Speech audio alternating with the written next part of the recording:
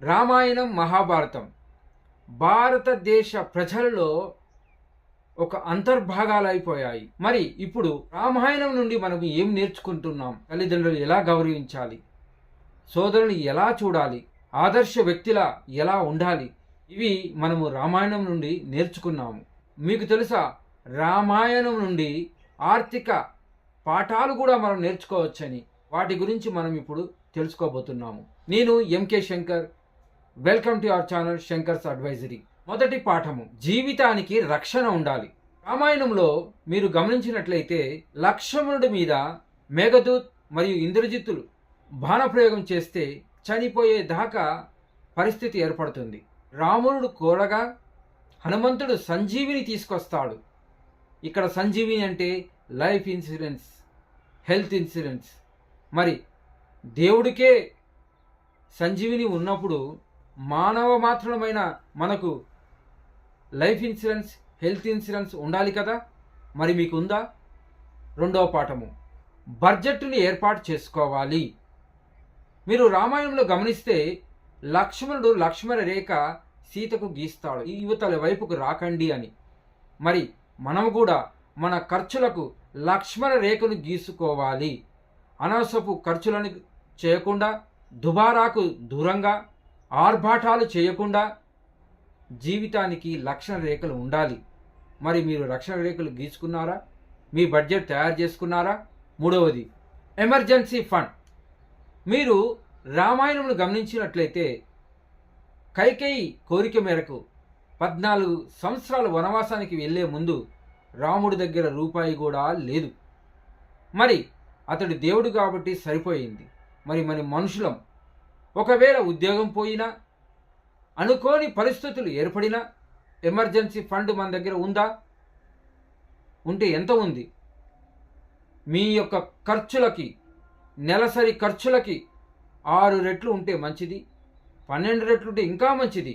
నాలుగవది, ఓపిక, సహనం, దూరదృష్టి ఉండాలి. రాముడికి ఓపిక, సహనం, దూరదృష్టి ఉండడం వలన అయోధ్య నుండి ఎక్కడో లంకలో ఉన్న సీతాదేవి దగ్గరికి ప్రయాణించి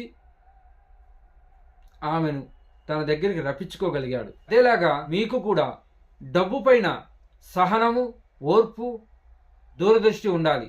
డబ్బు ఎక్కడ పెడితే అధికమవుతుంది, ఏ విధంగా మదుపు చేయాలి, ఏ విధంగా ఖర్చు చేయాలి, వీటిపైన మీకు ఒక అవగాహన ఉండాలి. ఈ యొక్క అవగాహనే మీకు డబ్బు రాణిస్తుంది. ఐదవ పాఠము, గురువు ఉండాలి. మనకు రామాయణంలో 3 గురువులు కనబడతారు.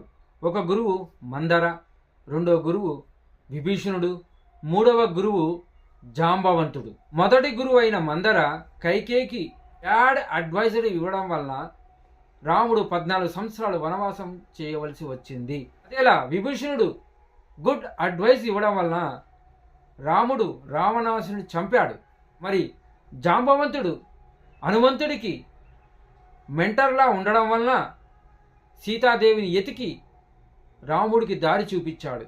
మనకు కూడా మన జీవితంలో 4 గురువులు ఉండాలి.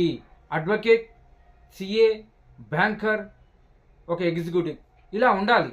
వీరి వల్ల మీరు లాభమే ఉంటుంది కానీ మీకు నష్టం ఉండదు. ఆరవది, సంపద సృష్టించాలి. రాముడు వానరసేన సహకారంతో రామసేతును సృష్టించాడు. మరి మీరు కూడా sip, mutual funds, RD, FD ఇలాంటి ఫండ్ చేత రియల్ ఎస్టేట్, ఓపెన్ ప్లాట్స్లో మీరు డబ్బులు పెట్టడం వలన ఆస్తులను మీరు క్రియేట్ చేయవచ్చు. ఆలోచించండి. 7వ పాఠము, క్రమశిక్షణను అభివృద్ధి పరుచుకోవాలి. రాముడికి ఎన్ని కష్టాలు వచ్చినా ధర్మమును వీడలేదు. అదేలాగా మీరు కూడా ఆర్థికంగా ఎదగడానికి ఎంతమంది మిమ్మల్ని ప్రలోభపెట్టినా మీరు భయపడకుండా సంపదను క్రియేట్ చేసుకోండి. 8వది, గతం గతః. రాముడు తన పిన తల్లి అయిన కైకేయి తనను 14 సంవత్సరాలు వనవాసం చేపించేలా చేసిందని బాధపడకుండా, ఆమెను తిట్టకుండా, ఆమె మీద ఎటువంటి ఆరోపణలు చేయకుండా తన జీవితాన్ని ఏం చేయాలి అని ముందుకు సాగిపోయారు. అదేలాగా అయిపోయిందేదో అయిపోయింది. మనము ఆర్థికంగా ఎదగడానికి ఏమి చేయాలి అనే ఆలోచన ఈ రోజు నుండే పుట్టించి అమలుపరచండి. 9వ పాఠము నష్టాన్ని గ్రహించాలి. రామాయణములో రావణాసురుడు మాయా బంగారపు లేడి రూపంలో వచ్చి రాముణ్ణి, సీతను, లక్ష్మణుని మోసగిస్తాడు. వారు నష్టాన్ని గుర్తించలేకపోయారు. అదేవిధంగా మీరు కూడా మీ దగ్గరికి వచ్చి అత్యంత త్వరగా మీకు లాభాలు వస్తాయి, సమయంతో సందర్భం లేదని వారు ఇష్టం వచ్చినట్టుగా చెబితే వారిలో ఉన్న మోసకారి మాటలు మీరు గుర్తించలేక మోసపోకండి. గుర్తించాలి ఎక్కడ నష్టం వస్తుంది, ఎందుకు నష్టం వస్తుంది అనే యొక్క వాటి మీద మీరు దృష్టి సారించాలి. తద్వారా ఇతరుల తప్పు నుండి మీరు నేర్చుకోగలగాలి. డబ్బు పెరగాలంటే సమయం చాలా అవసరం. ఈరోజు పెట్టిన విత్తనము పెరిగి పెద్దదయ్యడానికి, పళ్ళు ఇవ్వడానికి, చెట్టు కాయలు కాయడానికి టైం పడుతుంది. అంతేగాని తొందరపడకండి.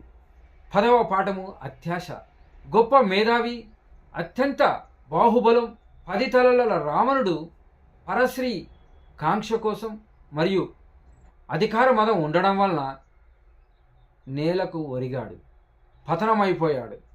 అదేలాగా మీరు కూడా సరైన ఆర్థిక ప్రణాళిక లేకపోతే, మీ వద్ద గురువు లేకపోతే, మీరు ఇన్వెస్ట్మెంట్ చేయకపోతే, మీకు ఎన్ని తెలిసినా దానిని ఆచరించకపోతే జీవితంలో మీరు రాణించలేరు.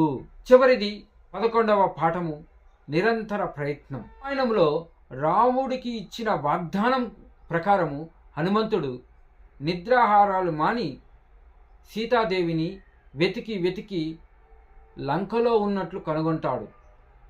అతడి యొక్క నిరంతర ప్రయత్నం వల్ల మిగతా రామాయణం గురించి మీకు తెలిసిందే.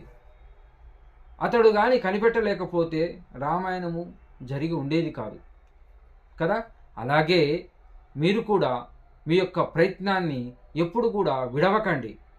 మీ యొక్క లక్ష్య సాధనలో ఆ యొక్క ప్రయత్నం చేస్తూ చేస్తూ చేస్తూ ఉంటే ఏదో ఒక రోజు కంపల్సరిగా మీరు మీ యొక్క ఆర్థిక పరంగా సక్సెస్ పొందుతారు. అంతేకాకుండా ఆదాయ మార్గాలను వెతకండి. ప్యాసివ్ ఇన్కమ్ ఎక్కడ దొరుకుతుందో చూడండి. ఆ యొక్క ప్రయత్నము నిరంతరము కొనసాగించండి. ఇలా మనము రామాయణం నుండి ఎన్నో పాఠాలను నేర్చుకోవచ్చు. కాబట్టి ఇక మీదట రామాయణం అంటే ఒక దేవుడి గురించే కాదని, ఆర్థిక పర విషయాలు కూడా మనకు ఉన్నాయని మీరు ఆలోచించి దానిని గుర్తుపెట్టుకొని మీ యొక్క విజన్ బోర్డు మీద రాసుకొని పాటించండి. సో రామాయణాన్ని మనము కట్టే కొట్టే తెచ్చే అని ఏ విధంగా అయితే క్లుప్తంగా చెప్తామో అదేవిధంగా ఆర్థిక ప్రణాళికను కూడా మనము రక్షణ, మదుపు, పొదుపు, రాబడులు, పన్నులు, ఆనందకర జీవితం ఇలా క్లుప్తంగా చెప్పవచ్చు. మన శాస్త్రాలు చెబుతున్నది ఏంటంటే వ్యక్తికి సుఖమయ జీవనం, సుఖమయ మరణం కావాలన్నదే. ఈ రెండు డబ్బు ఉంటే ఇది పాసిబుల్. సో ఈ యొక్క వీడియో మీకు నచ్చినట్లయితే లైక్ చేయండి, షేర్ చేయండి, కామెంట్ చేయండి. చివరిగా వ్యక్తిగత అభివృద్ధి దేశాభివృద్ధి.